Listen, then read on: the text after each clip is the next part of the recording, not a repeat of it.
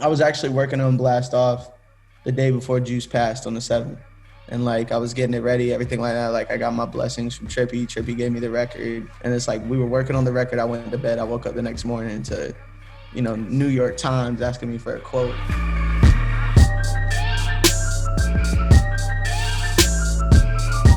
So, hi guys, my name is Kyan from Enemy, and this is In Conversations With. And today I'm talking to Taz Taylor from Internet Money. Yeah, thank you, thank you, thank you. I appreciate it. So, let's talk about the album. Mm-hmm. It's out at the end of August, called Before the Storm. Yeah. How did that come about? So last year I did a single with Lil Tecca and A Boogie called Somebody. And the whole label and everybody at that time was just like, where's the album? Where's the next single? Whatever. In reality, like that's all I had. Like, obviously I had like a Juice song, but like that shit happened. And I had like Trippie songs and I had all these other songs, but stuff just kept happening. But finally it got to the point where I just got tired of like waiting on people or waiting on people to finally tell me it's time to do an album. And I think it was like the week before June. I was just like, you know what? I'm gonna try to do an album in a week. And I did. It ended up stretching like a month, but I did a full album in a month. That's so impressive. Yeah. But from top to bottom, like if you see like A Boogie, Lil Tecca, like Trippie Redd's on there, Juice WRLD, Lil Mosey, Ian Dior, Lil Skies, Sway Lee in Future, especially with like the coronavirus and all this stuff going on, the fact that I've been able to like compile this sort of like playlist or list of like all these big artists to work with on this album is just like, I don't know, it's amazing right now. Yeah. And how do you feel like having such big names next to Internet Money, which is kind of like your baby? Yeah. I feel like it's just really showing people like our influence and like on top of it, like our relationships in this game. You know what I mean? Because everybody on this album, they know who Internet Money is and they were willing to be on it. Like Future gave me an Internet Money tag, you know what I mean? He's Internet Money, like, Future doesn't do tags for people. So it's like that, my brother Tecca, he gave me songs for it. Sway Lee is my brother right there. So it's just like, people reaching out and people really want to be a part of something and just like appreciating the fact that we're finally like throwing our hat into the ring. Like Metro Boomin did like a producer album and like DJ Khaled did producer albums and stuff like that. I just kind of want to carry the tradition and put our own little stamp on it. You know what I mean? Who do you think made producer albums cool? I think it all started with me, honestly, like Dre, you know what I mean? Like the Chronic and all that. Like you just get hit to the fact that Dre was doing everything. He was rapping on those albums. He was writing, he was producing, he was putting together the whole rollout plan. You know what I mean? And it's just like, I don't know, man. We're just trying to do new stuff. Like producers consistently, like they look at us and they're like, all right, well, y'all got placements. Like today, for instance, like we had the Weeknd and Juice WRLD song come out this morning that we did. And it's like, being a part of those records and stuff like that is obviously like really good. And you know what I mean? Like it's good for the brand and it's good for the name, but where our passion shows and stuff like that is obviously like putting together songs that a lot of songs in this album, like it's not that they didn't like think it was a hit, but they were just like, a lot of artists are in their own head too much, and songs that'll be really good, you'd be like, bro, this is a good song. They're like, nah. I'm just like, bro, let me get these records, man. Let me work. Every song on this album is like, it means something, and there's a nice little story behind each and every one. You know what I mean? Yeah. And how did you like approach everybody? Did you just say, hey, I like that song, can I have it? Nah. Actually, like this whole thing is like, I've been in the industry for 3 years, right?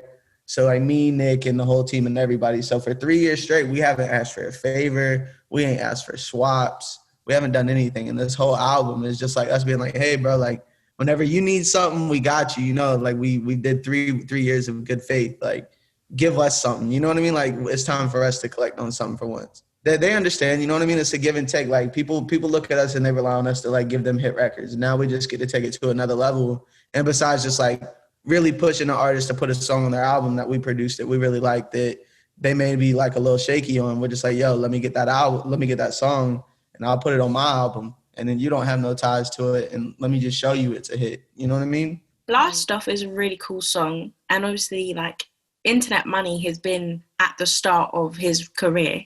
Yeah, was it really cool to get like one of the last features from him? Man, it's just a big story with this song, man, because like us and Juice have been trying to do a record together since before Lucid Dreams. You know what I mean? Like we've done records where they're Juice's record, but I'm talking about the where like Internet Money. Mhm. I was actually working on Blast Off the day before Juice passed on the 7th. And like I was getting it ready, everything like that. Like I got my blessings from Trippie. Trippie gave me the record. Him and Juice did the record together. They did a bunch of records together. But whenever I was working on the album, around the time I put out the single, like the Trippie song Six Kiss that has Melly, Juice, and Trippie on it, like me and Elliot were talking, like I could have got that record, you know what I mean? But I kind of like Blast Off the most. It kind of meant something to me, especially just like Juice's verse is so like crazy in it, you know what I mean? He goes for literally, once he gets on the record, he just doesn't stop.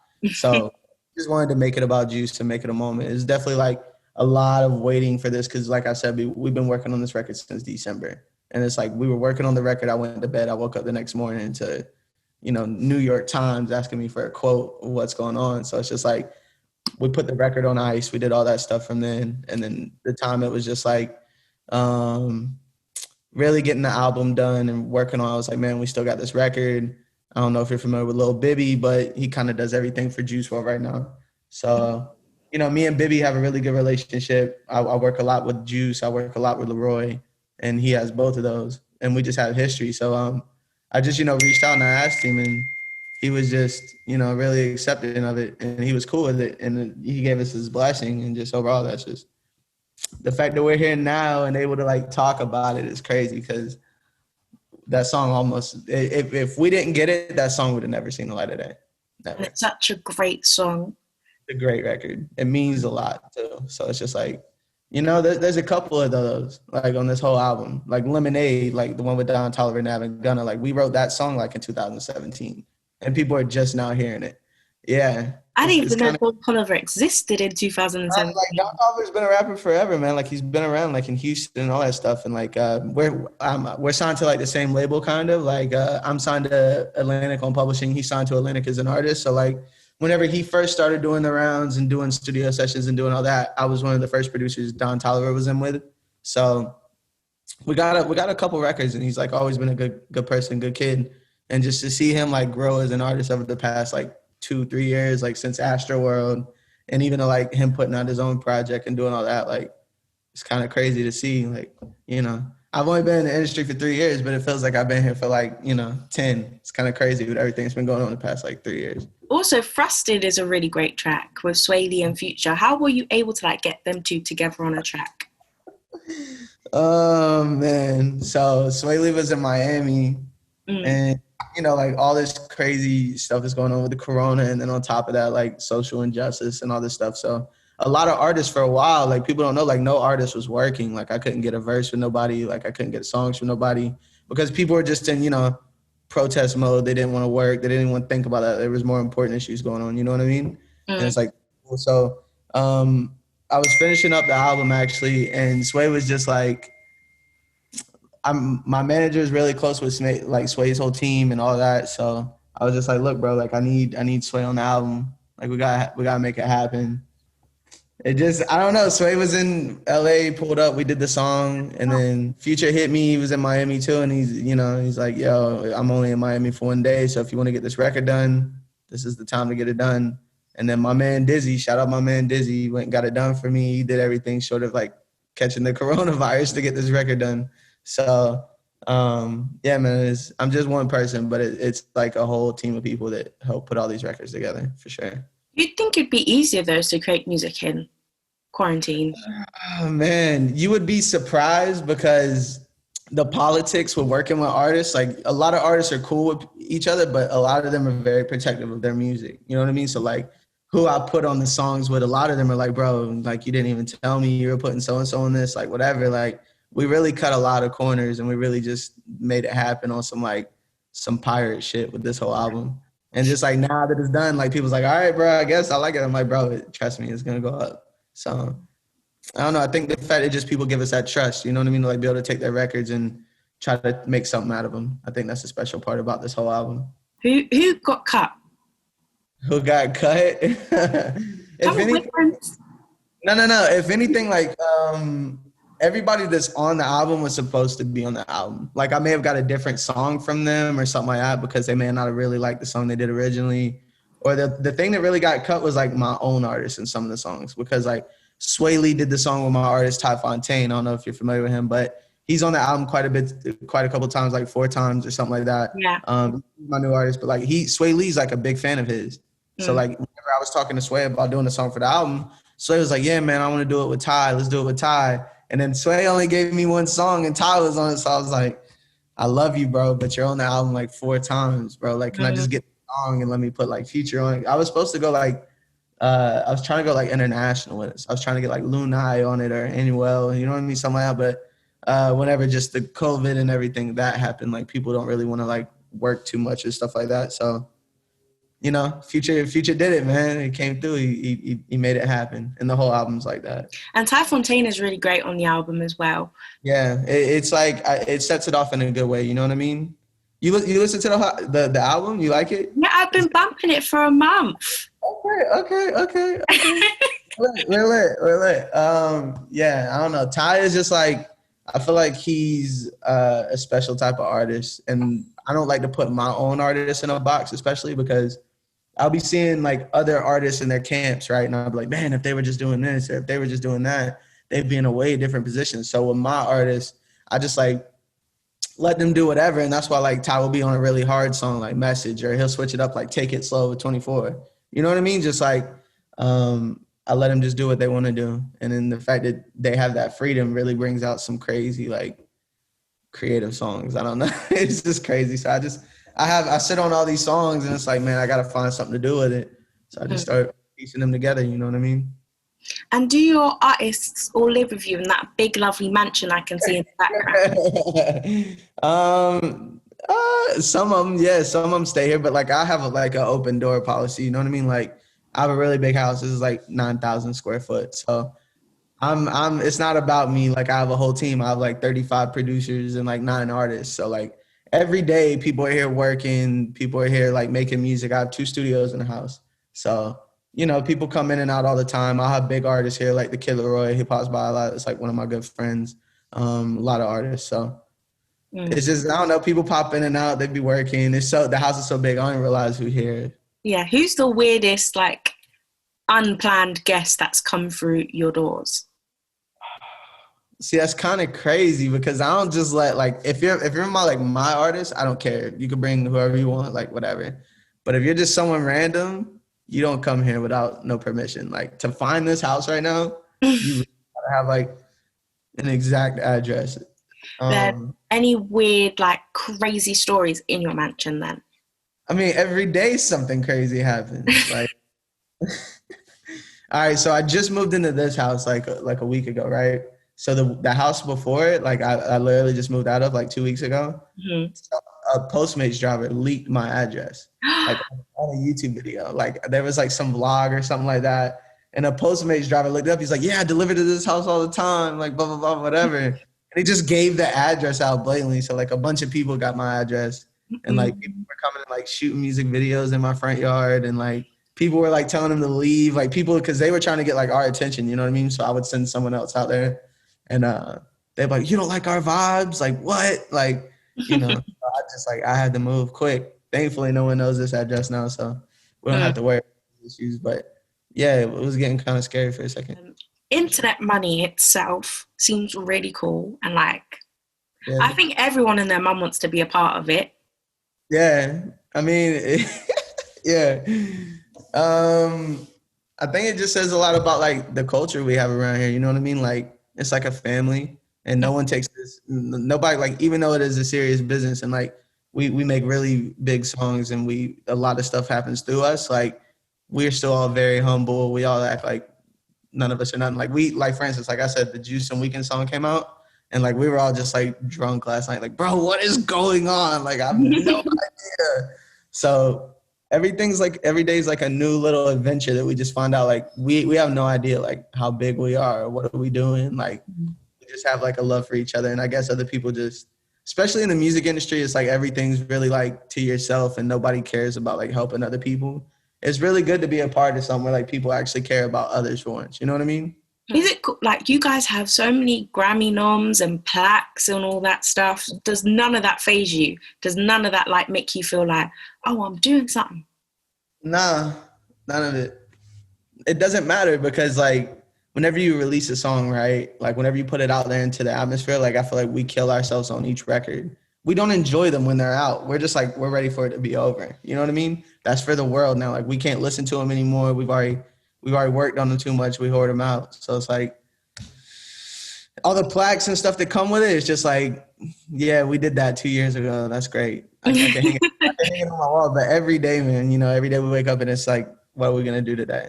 I think that's the thing that people get complacent, and a lot of stuff happens for them, and they just like, yeah, I did this, and they stand on that instead of like finding new stuff every day that's coming out that they're like excited about. I don't want to be excited about something I did 9 months ago. I want to be excited about something I'm doing 9 months from now. You know what I mean? Also, like being called Internet Money as the collective, do you think the future of like making money and being creative is on the internet? Yeah, of course. I mean, didn't like China just approve like some like internet currency or something like that? Like they're going with it. Like they're doing their own Bitcoin or something. So, and money's just going to be obsolete. It's going to be just internet, digital. And then even for the industry, like you see it now, people aren't in offices, people aren't in anything. The only way that people are working now is through Zoom and the internet. And like, regardless if people want to admit it or not, like this is what life is now. Like our lives will never be the same anymore. Like people are either going to be afraid of getting coronavirus or afraid of it happening again. You got to have that stigma. So I envision it being like this for a while, and nobody pivots better than what we've been doing, because before the coronavirus popped off, like we were doing this, you know what I mean? So now everybody's trying to catch up to what we've been doing. And it's like, none of us are sick, none of us are anything. And we're still able to keep our day-to-day like actions going and working strong like we always have been. And everybody else just doesn't know how to like adapt, I guess. You specifically came up off of like doing type beats and stuff. Do you feel like the future of rap is going to be quite generic if everyone's picking from type beats? I think there's a stigma around type beats. Like people just think like people are copying people, and it's just like, all right, cool, I want a beat like this, so I'm gonna go look up beats like that. In reality, it's like nobody's original. Music is there's only like what 9, 12 notes or something. I don't know music theory, but it's just like there's only so much you can do. Anything you can think of with music has been done, regardless if it's like good or not. Music's all subjective. So I just think overall, like Young Thug was inspired by Lil Wayne. You know what I mean? Who is Lil Wayne inspired by? Like you see Lil Uzi Vert, he was inspired by Young Thug. Like, you know what I mean? So it's like every single artist, like they're inspired by people. And what I've learned that people actually do is they take inspirations by people and stuff like that. And they just, I feel like we're on the cusp of creating new sounds and new styles, because people are like, there's no vulnerability anymore. Like people will do whatever, you know what I mean? Like people broke down so many barriers, like of stuff artists can and can't do. And the one thing with music, the number one rule is like, there is no rules. So the minute you learn there is no rules, you could break them. Like, I feel like with time and everybody being like, like even if you look at like social walls and stuff like that, like artists being gay or like, transsexual artists or female artists or stuff like that, you know what I mean? Like people are much more accepting now of just like other people speaking on their story and their backgrounds and stuff like that. So I feel like just overall music's in a good place. And I think actually type beats and all that is productive, not counterproductive, because it allows people to like go find what they're looking for. Music is so accessible and it's so easy to make now. So instead of like, oh, I need $5,000 in studio time, it's like, you know what? I'm gonna go get me a little mic. I'm gonna do this in my bedroom and we're gonna see what happens out of it. And you'd be amazed how many hits or how many like big artists like started just by doing that same very thing. So what do you think's the future of rap? I think it's gonna be like, I don't know if you're familiar with like glitchcore and all that. Like if you're familiar with it, probably not. But like a lot of kids and everything, if you heard like break-ins and everything, they're really getting into like glitchcore and doing all that. And even like artists, like remember like 2012 when Young Thug first came out and no one's like, I don't know what he's saying, but it's so good. Now people don't care about that, man. Like people listen to artists just for melodies. They don't really care what they're saying. None of that. And I just feel like, older fans of like rap music and like music in general, they're not going to have an easy time understanding, because you know, like one of the first albums I listened to was Reasonable Doubt. You know what I mean? Like the first time I got introduced to Jay-Z was through like the song he did with Biggie on Life After Death. I'm well-rounded in music, and I think like it's like knowledge, right? Like think of like music like real estate. The man who owns the most land rules the world, right? Mm-hmm. So if I'm learning music from the 90s, if I'm learning every genre and I'm pulling inspirations from Bootsy Collins and I'm pulling inspiration from Tony Braxton and doing all this crazy stuff, like I feel like that's just where music's going, man. There's no rules anymore. There's no limitations. You could do whatever you wanted to do. And people are just, even though there's a group of people out there that might not understand it or might not like it, the fact that you're just like putting yourself out there, you know what I mean? People understand that. And I think they're fans of genuine things. You know what I mean? So nearing the end, what's the future for Internet Money? Where do you see the record label and collective going in like 5 years? I haven't even been in the industry for 3 years. So I still like August 31st, 2017 will be the third year. You know what I mean? So to think about where we're going to be at 5 years from now, can't, because we've already accomplished so much stuff in like a short period amount of time. Overall, I think this is a brand. Like I don't know if you're familiar with like FaZe Clan and like the gaming world and all that, and how like they're kind of like running with the flag, if that's, you know what I mean? If that makes sense. I kind of want to be like that, but for the music world. I want to break artists of all genres, of all types. I just signed a country artist, but he's not from the South. He's from Canada, so it's not like I know. It's just I'm into doing different things, man. I really like I love doing things that people don't expect me to do. We were in talks to do a TV show. We're still like kind of doing that. Signing artists, doing albums. Like I'm already halfway done with the second album. So I'm trying to put it out this year, man. I like staying busy. Okay, so before I sign off, is there anything you want to tell anybody who's aspiring to be a producer or radio producer? You just want to give them some, like, that special advice? Yeah, for me, like I don't know if you're familiar with my story or not, but I dropped out of school in the 7th grade. My mom, you know what I mean, she got cancer. Is what like inspired me to start making beats and do all that. Just imagine how many people told me that I couldn't make beats or I couldn't make music. Like my first beat, people told me to never make another beat. Imagine if I stopped. You know what I mean? Like I think music's just one of the things you gotta kind of just march to the beat of your own drum, and you can't really worry about what people are gonna say, what people are gonna think, because it's easy to say no to something. You know what I mean?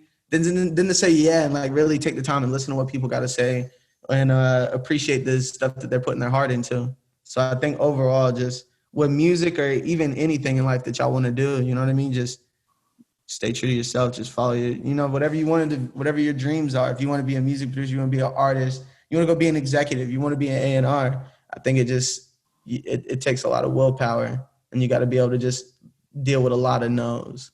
But if you can handle the no's and handle people telling you that you won't be anything, it just makes it so much better whenever you actually make something of yourself, and then people have no reason to doubt you anymore. You know what I mean? Well, that's my message. That was a very touching end to this interview. For sure. It was really great talking to you. Appreciate it. Thank you guys for interviewing me and giving me the time. You know what I mean?